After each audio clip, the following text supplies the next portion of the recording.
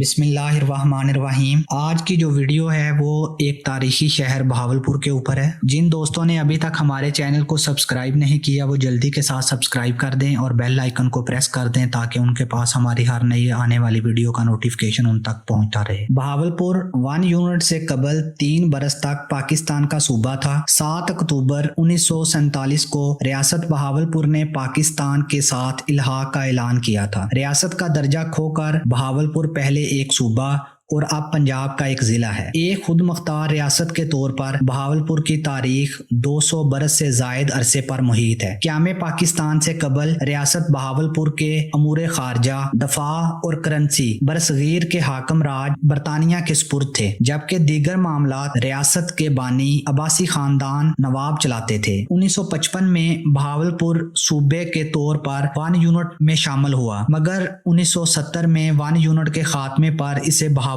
صوبے کے درجے پر بحال نہیں کیا گیا۔ 1947 میں بٹوارے کے بعد ریاست بہاولپور نے پاکستان کے ساتھ مل جانے کا فیصلہ کیا۔ بہاولپور کے اندر بھی زیادہ لوگ نہیں جانتے، مگر 1955 میں 1 یونٹ میں شامل ہونے سے قبل 3 برس تک بہاولپور کی حیثیت ایک صوبے کی تھی۔ بہاولپور کے حکمران نواب صادق محمد خان نے پاکستان کی حکومت کے ساتھ متعدد معاہدے کیے۔ ان معاہدوں کے نتیجے میں رفتہ رفتہ ریاست بہاولپور سے اختیارات لے لیے گئے تھے اور ایک ریاست سے ایک صوبے کا مرحلہ طے ہوا تھا۔ 1951 کے انسٹرومنٹ آف ایکشن، جو کہ ایک ضمنی معاہدہ ہے، اس کے تحت ریاست بہاولپور کے تمام مرکزی امور حکومت پاکستان نے لے لیے تھے۔ صوبائی امور جو باقی صوبوں کو حاصل تھے، ان کا اختیار بہاولپور کو دے دیا گیا تھا۔ 1969 میں جب 1 یونٹ ختم کرنے کا اعلان کیا گیا تو بہاولپور کے لوگوں کو امید تھی کہ وہ علیحدہ یونٹ کے طور پر بحال ہو جائے گا، مگر جب ایسا نہ ہوا تو یہاں کے لوگوں نے ایک زبردست تحریک چلائی۔ اس طرح بہاولپور ایک علیحدہ یونٹ بنا جہاں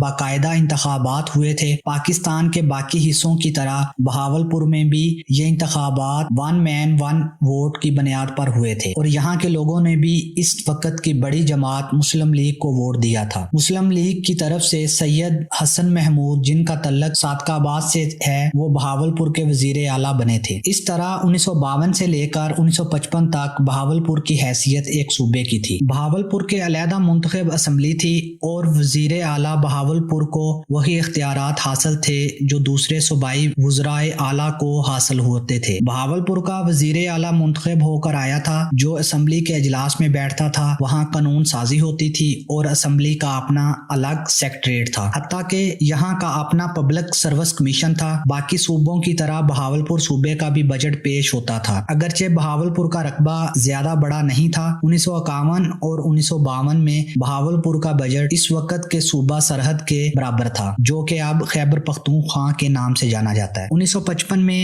وزیر اعظم چودھری محمد علی بوگرا کی حکومت نے مغربی پاکستان کے تمام صوبوں کو ملا کر ایک یونٹ یعنی 1 یونٹ اور مشرقی پاکستان کو علیحدہ یونٹ بنا دیا گیا تھا۔ بہاولپور بھی باقی 4 صوبوں کی طرح 1 یونٹ میں شامل ہوا تھا۔ 1970 میں لیگل فریم ورک آرڈر کے ذریعے 1 یونٹ تحلیل کر دیا گیا۔ 1969 میں جب اس وقت کے آمر جنرل یحییٰ خان نے 1 یونٹ ختم کرنے کا اعلان کیا تھا تو بہاولپور کے لوگوں کو امید تھی کہ وہ علیحدہ یونٹ کے طور پر بحال ہو جائے گا، مگر جب بحال نہ ہوا تو یہاں کے لوگوں نے ایک زبردست تحریک چلائی۔ اس تحریک کا مرکز بہاولپور کا تاریخی فرید گیٹ ہوتا تھا، جہاں جلسے منعقد کیے جاتے تھے۔ یہ تحریک لگ بھگ 6 ماہ تک چلتی رہی۔ اس کے بعد تشدد سے اسے دبا دیا گیا، گولی چلی، آنسو گیس کا استعمال ہوا اور تمام افراد کو گرفتار کر کے جیل میں ڈال دیا گیا جو اس تحریک سے وابستہ تھے۔ تاہم اس کے بعد پاکستان میں 1970 کے پہلے عام انتخابات منعقد ہوئے۔ اس میں صوبہ بہاولپور کی مانگ نمایاں رہی۔ 1970 کا انتخاب بہاولپور میں صوبے کی بحالی کی بنیاد پر لڑا گیا تھا۔ اس میں ماسوائے پاکستان پیپلز پارٹی کے باقی تمام جماعتوں نے ایک متحدہ محاذ اسی بنیاد پر بنایا تھا۔ اس محاذ میں مسلم لیگ، تحریک استقلال، جماعت اسلامی وغیرہ شامل تھیں۔ مرکزی اسمبلی کی